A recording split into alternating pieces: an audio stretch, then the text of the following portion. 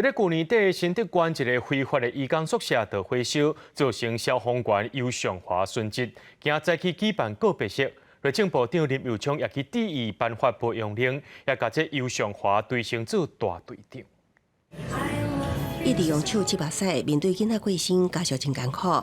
新竹县消防员尤尚华伫一场大火殉职，测试举办告别式，场上播放追思影片，也互在场真侪人想起甲伊相处的一寡代志，忍不住后甜流目屎。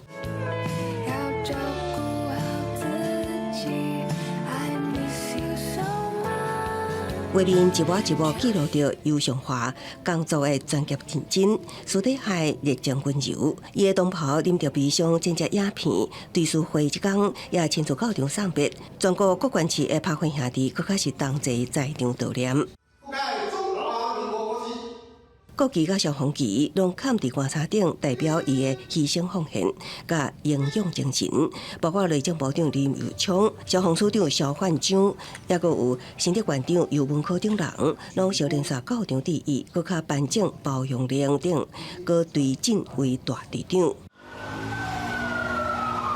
尤尚华因公殉职，爱回溯到去年12月底。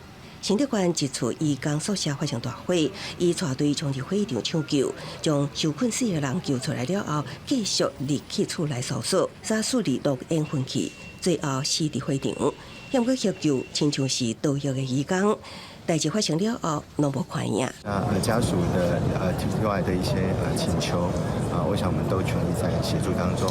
那至于这是会移工的部分，这个情况也正在查缉当中。除了会继续协助家属，林佑昌也表示，全力查缉为火场逃走的性命移工。若失去亲人了后，就算是家人有搁较侪唔甘，也将目屎化作祝福，陪伴伊家园最后一里路。记者综合报道。